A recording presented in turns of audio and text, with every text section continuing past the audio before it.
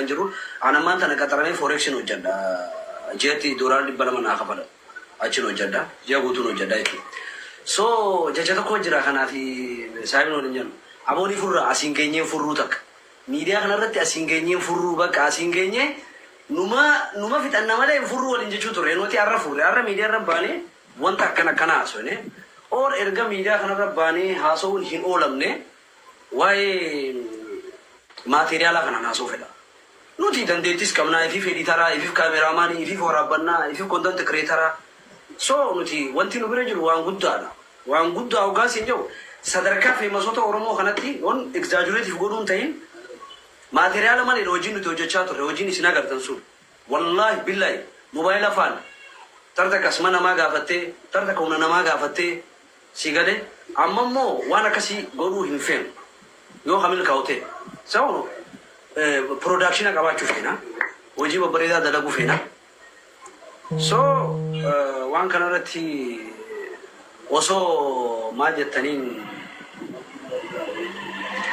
waan nama darbu wayiin garre mandardara nu taatanii nu tola because nuti nama kana hunda dura miidiyaa kanarra jiru nama takka ammas rakkoo teenyaa fi rakkoo hawaasaatiif illee waan takka dhufne asitti namni yoo rakkate teeshina namaa jijjiiru ajandaan gosaa dhufe dafnee taphannee ajandaa gosaa san jijjiiru kan namni qabsaa'u namni waa'ee poolitikaa osoo miiliyoon qabdi Oromoon garuu nama hubatee ishii bashannansiisuun qabdu nama aartiin galtee fi san lakkoofsa qubaati.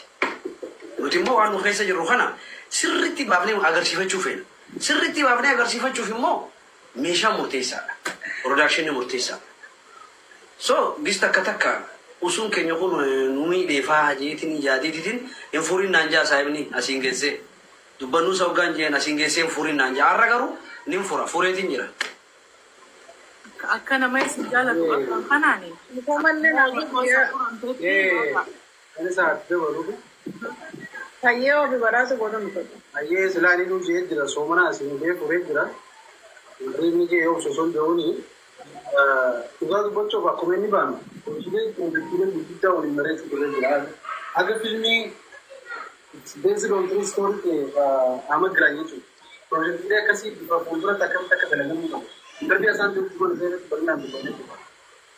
Wantoonni sanitti nu geessuudhaaf immoo maateriyaalota edina maateriyaalota ammaan kan jirudha. Yeroo hedduu pirogiraama qabannee aboo meeqii sima kan waliin baatu waliin gochaa ture. Har'a garuu dubbatame sagantaa itti aantu immoo bifa isin jettaniitu waan takka waan nurraa eegamu immoo hojii itti as baanu. Immoo akka itti as baanu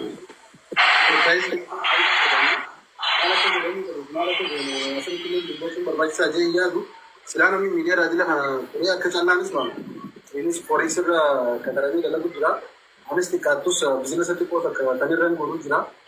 Alhamdulillah haa ta'u maateriyaalli kun yeroo bakka nu qabate akka nama aartiitti dhaloota kanarraa roga aartiitti waan irraa eegamuu qabu. Dirqama keenya baachuudhaaf qophiidha.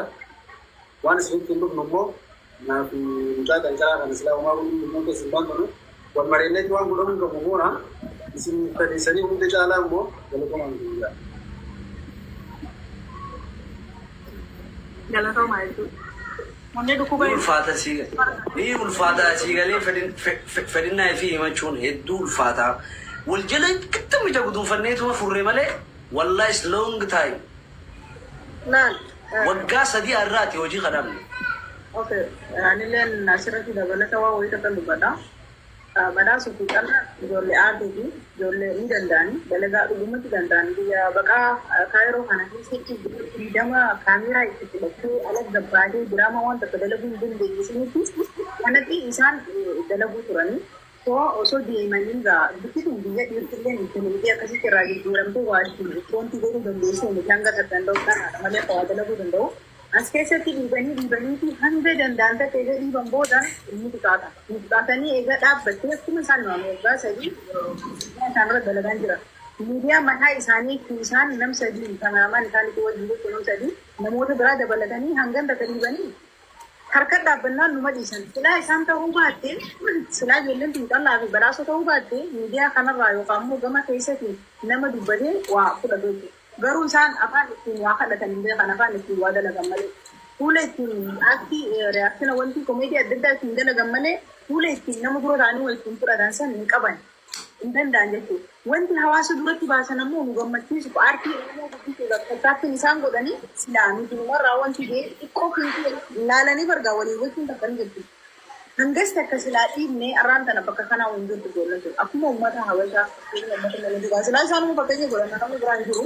So namoota hanganda akka dandeettii qabu miti nama xiqqisuma takka vidiyoo konfideensuma kaameeraa duraan dhaabbatu dhiibanii hangam takka karaa aartii akka itti naqanii kun walumaanuu qabayu ni godha. Kanaati egaa irraa dhooftanii jirtanii miira isin soomana furtanii bara kun jettan. Furtanii jirtan sirruma nyaadha. Egaa bulchaan qofaan furuu osoo hin taane ittis nyaadhatuma furaa kara dalagaa kan dubbattaniiti. Okay, erga soomana furtanii waan hunda nyaadhaa jettanii haroo hiyya maaltu jira beektaa? Miitura kaafadhu haroo. Haasaa wal jalaa qabanii ija haasaan bareedaa akkasitti fadhaan ija keessa laalaatiin haasoo fedha. Nuti ammaan tanatti ijoollee lafaa dhuftus leenjisuu feena. Amma waan sanii jirraa'u usnee ijoolluma leenjisuu jirraa. Because dhaloonni amma dhufu kuni kontantii kireet godhee dhufuu dhiisee jira. Yoo harkaa jiraatan nam takka waggaa sadeen kana keessatti kontantii mataa isaa qabatee dhufee yoo jiraatu beektan agartan mul'ate naaf himuu dandeessan riisarchiin jechuudha. Garuu nama fasaadaa fi waan hin taane qabatee dhufe nama 20 ol siisaa mun danda'a kan itti milkaa'e kan bakka babbareedaa irra jiru kan ammaan tana ingama bareedaa harkatu jechuudha. Nama immoo yoo ingama kafalteef maastaawoqaa na waraabee jettee kan ta'eef maastaawoqaa asiif waraabee fayyadamuu hin dandeenye. Oo beeksisa kan aadaa dhaqii dooraa 500 tanan si kan jettee silkii isaa akkasumas salfiisii waraabu jechuudha. Kaasirra gizee taa'ee immoo nama hawaasa tajaajilu fakkaatu. Hawaasni keenya gizee madaala waa kaa'u madaala itti waa kaa'u. Beekuu irra jira. Hawaasni kun dammaquu qaba. Qaroomuu qaba.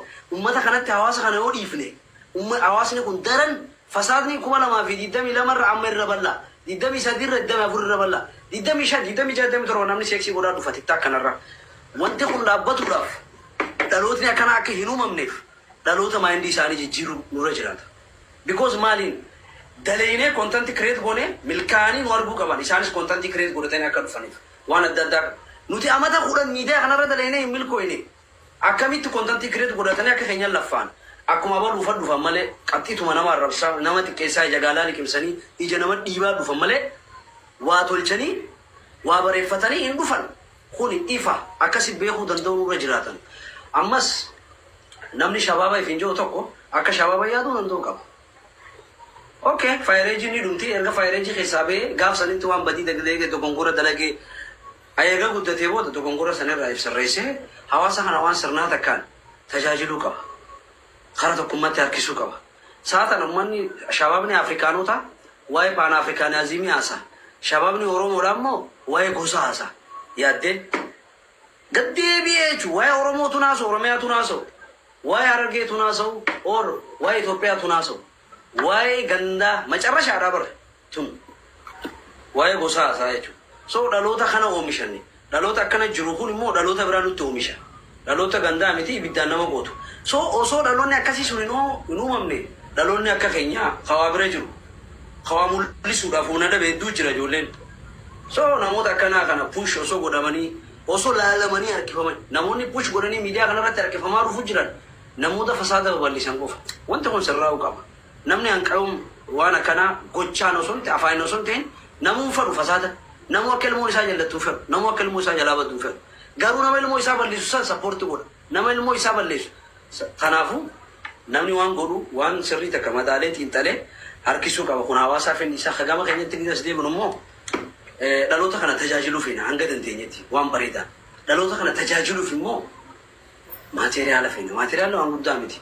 Namni tokko sponsor nu godhuu danda'a. Maateriyaala I think kaameeraa abbaa lamaa fi maayikaa fi kromaa giriina waan akkasii waan banne waamaa ganaa ta'e barbaada. So yoo nu tola yoo maateriyaala kana surprise nu gootan. Ammoo carraa karra dhufnee kana booda miidarra dhufnee waan kana ni gaafannaa hin yaadina. Tanaa warra irraa doonaa numa dhoosnee dubbannee carraa kanatti fayyadamnee yoo harkanne jeetuman dubbannee galatooma ulfaadha. Laal baga dubbatte waan adda amma dubbatu sana waan bareedaa haaste.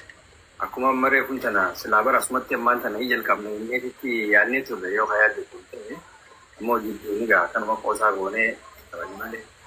Ammoo obboleessiti yaabdee waliin ni jee akkaan gaarii hubadheetti waan san amma irra qabnee akkanumatti isaa marii goonee waan akka sagantaatti qabannee dhufnee waan kana irratti aareetti illee itti qophoonee kaashaabii saniis akkaawuntii saniis waa hunda bifa itti silaa guuru yookaan yoonii fi giiftiidhaan illee ta'e asoo asii fi isan ta'in namni silaa biyya kana jiru yookaan nagaa jiru akka abdee bakka lamaan kanarraa akka irratti akka giiftii sanillee guura deemii fi bahuus akka silaa bahuuf illee laafatu bifa saniin yoo rabbiin jee itti qindoonee sagantaa itti qabannee laayite hudduu tursiisullee hin barbaachisi galee yoo akkam ture torbaan dhufutti illee yoo godhan ta'e ani akka yaada kiyyaatti bareeda jechuun yaada yoo immoo torbaan dhufuu miti guyyaa salaasaa yookaan arbaa yookaan jiraami illee keessa kaaguun illee ta'e yoo godhanamillee hedduu natti tola wallaahi laziman waa dubbachuu yoo ammaatu silmilee maaliif amma keewwal sa'aatii ammaa kannee akkasii waan kana keessuudhaaf jechuu danda'a. Abdeen akka jee keessaan haasofne waan saniitu illee nirra mareenne qophoonne waan kana ittiin as bahuu qabnaa torbaan tattaanatti. Yaadaa yoo ni kakkaa ta'uu ta'e tursiisuu hin barbaachisu jechuudha. Akkam jettaa? Thank you. Haaroo galatoomi.